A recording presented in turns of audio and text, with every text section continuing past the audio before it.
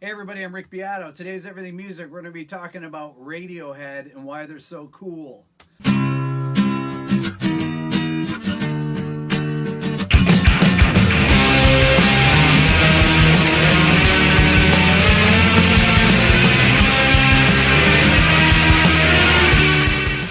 They are okay. No, you don't understand. They are genius. Not just okay. Genius.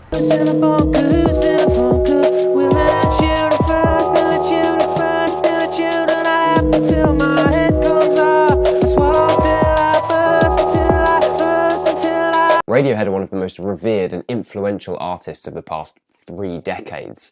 They've created music that breaks down genre stereotypes and barriers, and their music is unyielding in its focus and originality. Everything they do is genius. I would die for them. Isn't that a little extreme? You need to hear more of their music. I should tie you up in a room and make you listen to their entire catalog. Then you would understand how brilliant they are.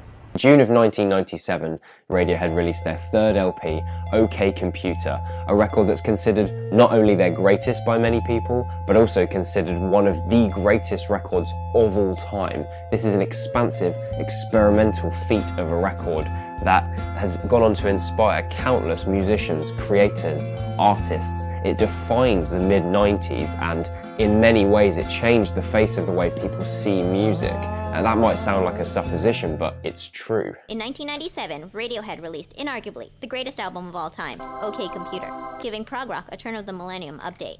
The band also produced the highest charting UK single, Paranoid Android, a 6.5-minute long song about a sad robot. OK Computer came out just as the internet was starting to enter everyday life. The cryptic symbolism scattered throughout the album art and lyrics synced up with the obsessiveness that online fandom showed even in its earliest days.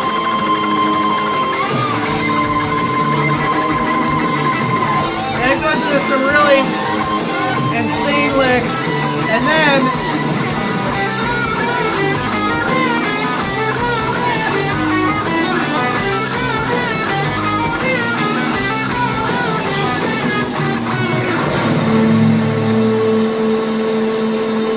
cymbal swell and into the coda.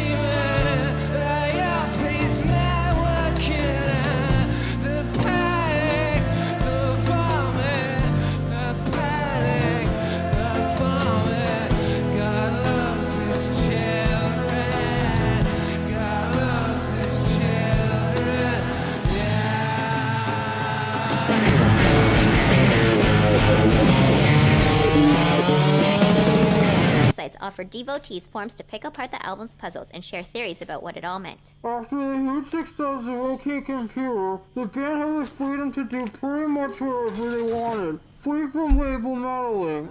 As a result, they produced the greatest album of all time, Kid A, signaling a shift to a more electronic-based sound which was even more intelligent and less pop-friendly than OK Computer. It solidified the band's reputation as the world's most aesthetically challenging rock stars.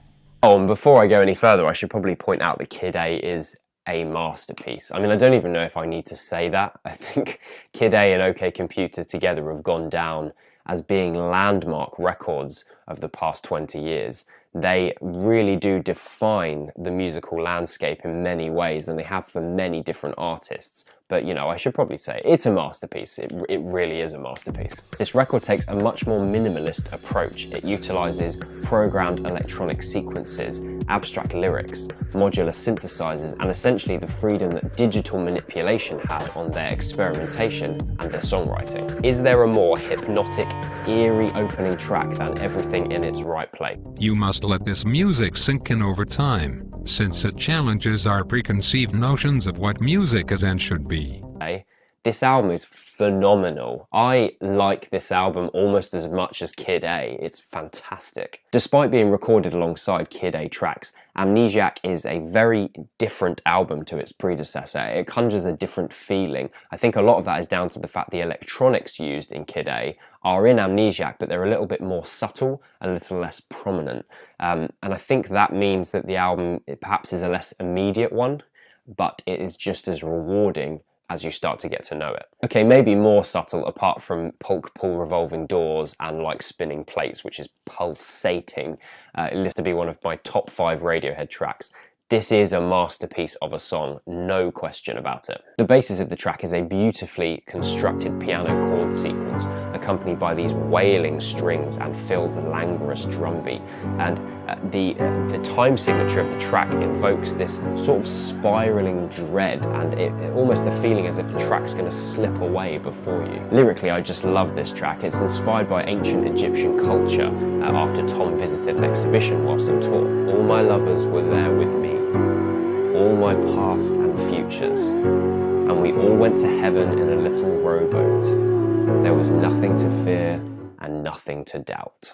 Here you go, have a look at it closer so you can bathe in its majesty. All the wordage you see there was collated from LA advertising found on roads and freeways. Again here, Donwood's playing with that idea of capitalism really taking over our world. This is Radiohead's political album, building on the governmental criticism of OK Computer track electioneering and expanding on those fears of paranoia and oppression. Tom's abstract lyricism is much more focused here on this album. He is angry and he has something to say.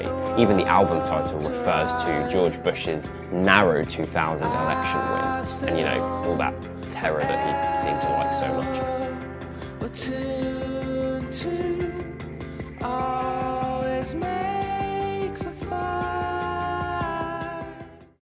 Content of the actual album itself. And at the time in 2007, once that conversation did die down, it became apparent that Radiohead had somehow constructed another masterpiece again.